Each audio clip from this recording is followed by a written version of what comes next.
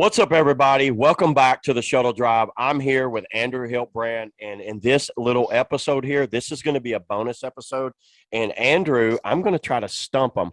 I've made a whole list of whitewater terminologies that you might have heard me use in some of my walkthrough videos, or just randomly you might have heard on the river. And I've been asked several times, and Andrew's probably been asked too, like, what does this mean? And some of these might be pretty obvious. There's a lot of paddlers that listen to this podcast or people that are listening, and they're like, what does that mean when you're saying I splatted something, where they don't know what it means? And I actually get messages, believe it or not, my DMs get loaded with like, what does, and they're like, I don't mean to be offensive, but what do you mean when you say you boof something? So Andrew's going to be here, and Andrew's a semi-pro. Semi-pro. Let's say a retired pro at this point. Retired pro already at kayaking. But I get a feeling he's going to actually – I've got probably 20 or 30 terms, and we're not going to spend a lot of time on them. So we're going to kind of like do a speed round, and this is like a bonus episode for you guys. I want Andrew to tell me what each one of these – and you guys at home, try to figure it out. You guys listening, I want you to try to figure out before he gets a chance to answer. Yeah, man, I'm going to go ahead and I'm going to start. It's going to be a little easy. They might get a little harder. I'm going to go ahead and start me another River Rats beer out of Columbia, South Carolina. If you guys ever get a chance, get some River Rats, not the raft company on the Ocoee. I get it. I know what you're sitting there thinking, dude, it's a raft company on the Ocoee when they start brewing beer. But they didn't. I just think it's cool that I thought they had the word, a beer that has the word river in it. All right, Andrew, we'll go ahead and we'll start. Pretty simple. Let's do it. What does a boof mean? Boof is essentially the sound that your boat makes when you land flat after a drop. Okay. I'll take that. It's pretty straightforward. Okay. Just boof. All right. Sounds good. Yeah. A blast. A blast is when hopefully your stern loads out of a hydraulic or a drop and it – oh, wait. No, this is a different blast. But anyway, this is still a blast. A blast is when your stern loads. Oh, he's struggling already, everybody. I love it. He's on number 2 and he's already struggling. Wait a minute. Back up. Go ahead. So a blast is either when your stern loads out of a drop or a hydraulic and it kind of blasts you out of a feature, or a blast is whenever you take a lot of speed into a fixed object and your boat goes straight up vertical. So that's also a blast.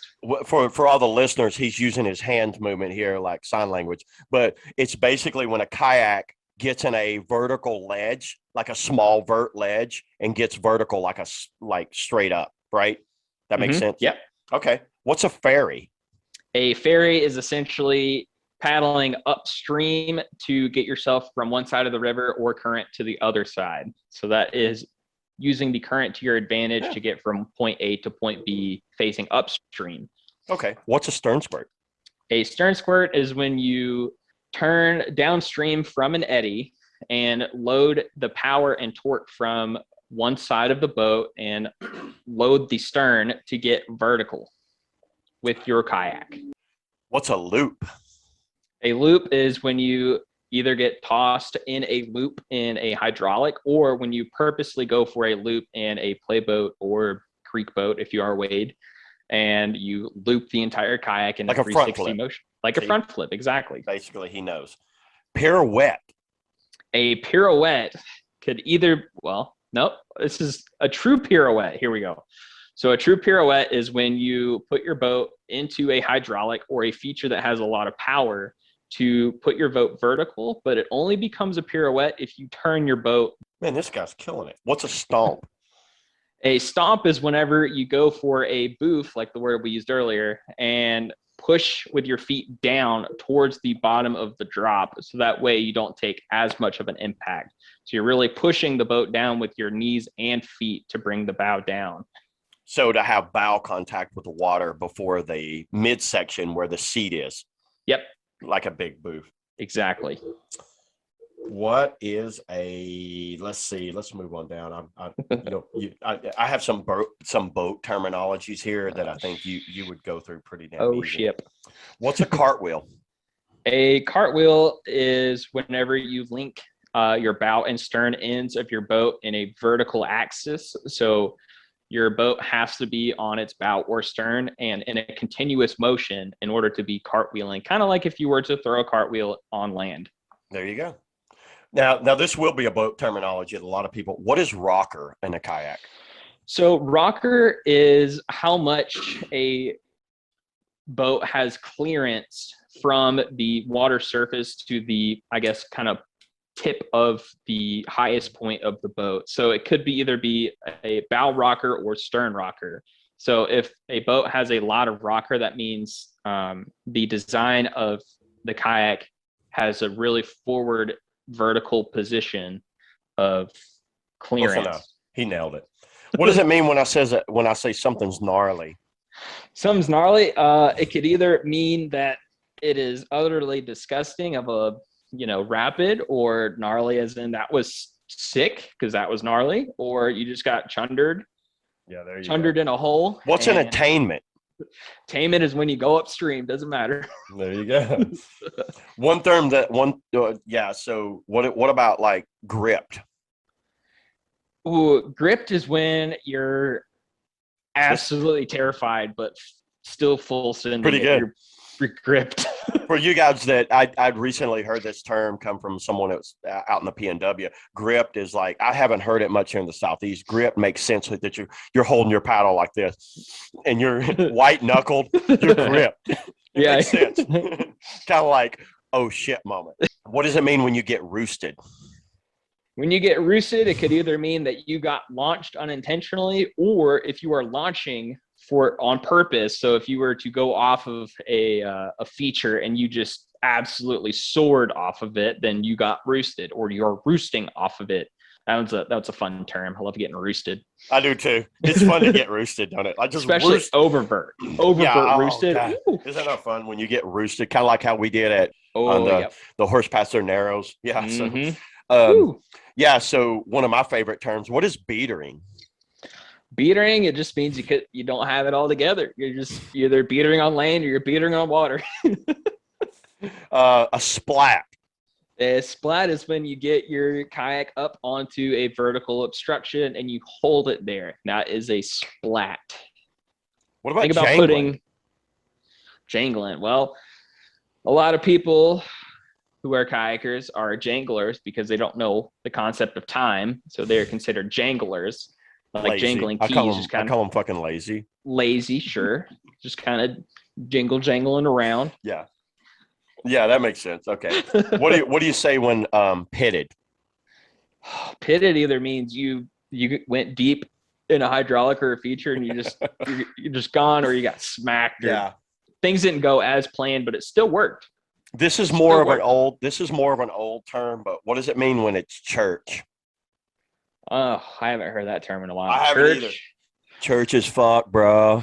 For the kids out there, church means it was glorious, absolutely glorious. Or it could mean that the place is church, which is of worship or not to be messed with, if you will. So, for instance, the green is church. Yeah. What does it mean when what about manky? Manky is the epitome of the Southeast. Good answer. It is all rocks, little to no water. We like it. Yeah. Yeah. A lot of Southeast runs, for anyone that's listening, a lot of the runs here in the Southeast, they do get big water after heavy rains, and we do get volume, but a lot of times it's low water and you have to find your lines. What does it mean if you get pitoned? You would know this, especially speaking from experience. Yeah, absolutely. Piton plenty of times. Piton is either getting your boat smashed in when it's not factory normal.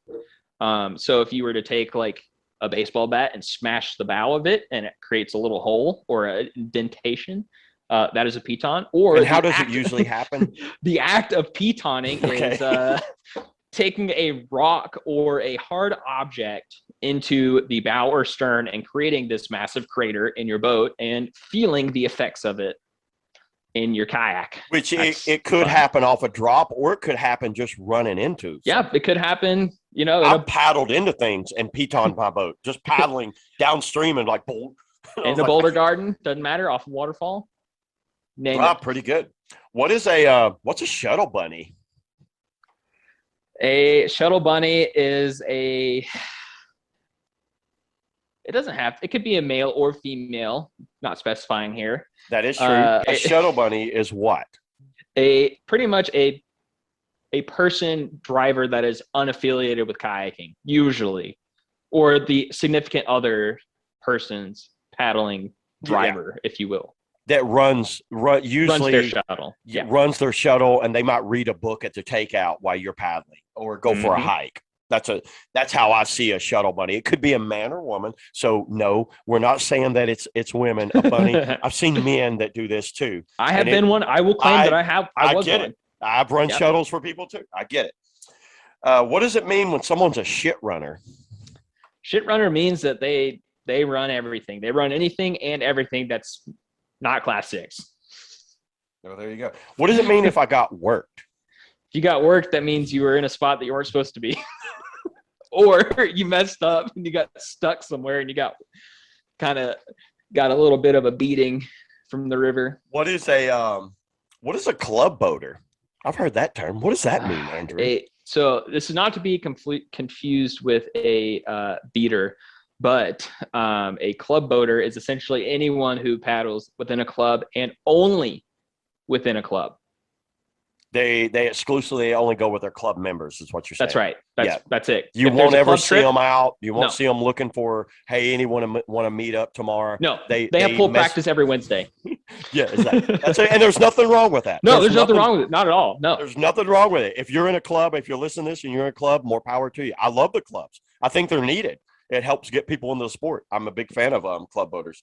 Now we'll go on to a little bit of about one of your favorite. What's the offset? What does it mean when offset or feather of a paddle? Offset or feather of a paddle generally indicates the, I guess, tilt and the blade. So that way it feels like a more natural paddle stroke, either forward or backwards from your wrist. Oh, see, there you go. Now we'll talk about boats. What does it mean when I say I'm in a full slice? Full slice means that you do not have volume in the bow or stern of your kayak, so that way you can throw sick tricks, flips. Half slice? Half slice is only half volume in the bow, no volume in the stern. There's not the other way around. Sad to say, Andrew actually went 100 for 100. What does it mean? What does it mean when a boat's oil canned? So usually under the seat, when it's been worn pretty thin right before it's about to break, that you will see actually what's called in the manufacturing process a wow, because it kind of goes like this. Wow, that is really? Actually, it's called a wow. It's actually shaped just like that. So you can actually see the oil can inside of that little indentation under the seat. Huh. What does it mean when someone says a parting line? A parting line is where the top usually the top and bottom of a kayak kind of sit together, and there's a little line that you see that goes all the way around the mid part of the kayak. Damn, I can't stump this guy. All right. Well, Andrew, I appreciate you doing my little test here. You actually went 100 for 100. Good job.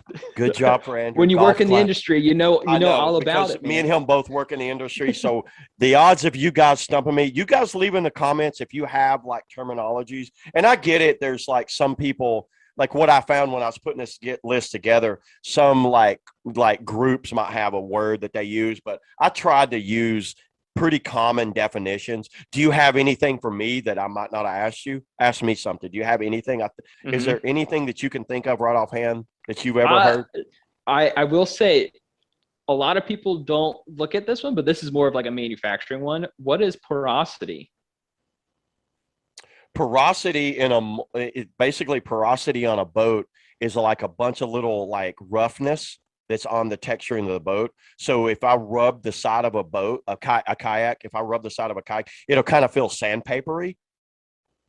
And what it is, it's small little pinholes in the molding process that the plastic will kind of get in. Very, very faint. And you can feel it. And you're like, why does my boat feel sandpapery? That's what porosity is. Is that it? You got more than that. What's a blowhole? A blowhole is when something doesn't get molded all the way through. So you'll see it mostly on parting lines. Exactly. Mm-hmm. And one of the common things for a blowhole is when a vent tube gets clogged. Mm-hmm. You clog a vent tube. For people that don't know, in rotational molding, it has to vent out. And if that gets clogged, sometimes it has to go somewhere and it blows out the side of the part line. Is that all you got for me? You got something better than that? Anything with kayaking or anything? Let's see. I really, dude, I've had this list for about a month and I just wrote shit down as it came to me. To put you on the spot, I know it's kind of hard to kind of come up. You might think of something in the middle of the night. Well, okay, actually, I got one. That's brown. That's an old one for you. Like brown claw. Not necessarily brown claw, but that shit was brown. It's brown. When you say brown, I'm guessing I would think that you're thinking that it's flooded, like it's flooded out, like it's blown out. It's fucking high. It's brown. And anyone that's ever seen like a complete flood stage creek, it's not like crystal clear blue anymore. It's like, ooh, that's brown. That's brown. I forgot about the brown claw. Yeah. I almost did it, and I was like, I'm gonna wait. That's kind of an old thing that's kind of went away, and I think the original. And just a fun fact, I heard that the original thing of the brown claw come from the movie Borat, where he was holding the bag of shit. So if anybody, I have the DVD, so I've watched Borat. It's a fucking hilarious movie if you haven't seen it. And I've watched Borat, and he had that little bag. He asked to use the bathroom, and he went and shit in a bag, and he carried it down, and he was holding it, and it was like from the movie Borat of him holding his shit. So it's almost like we ran the shit, brown claw, kind of like that. That's just what I heard.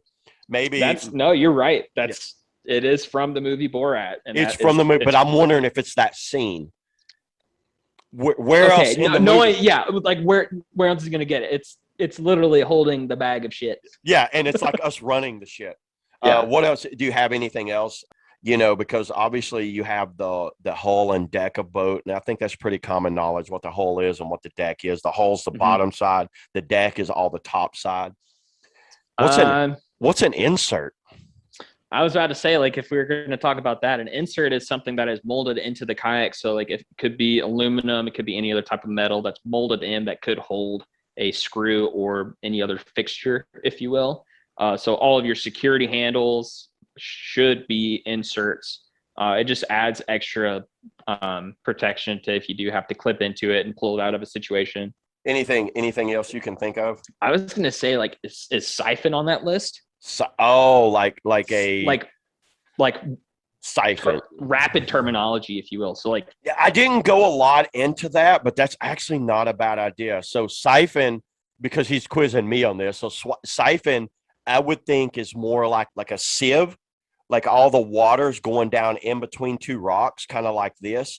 And if you went down in there, it would be pretty much Fucksville for you, because you would go in and you would clog that gap and water would pile up on top of you. Is that a siphon? Is that what you would think a siphon is? I would think it's just like a siphon, just water goes into it and no one knows where it goes. So kind of like a sieve, but you're saying like kind of like a sieve, but just like water. I have been on rivers where water went under rocks. And I have both. Upper Halacingo, Mexico. I would never, and you don't know where they go.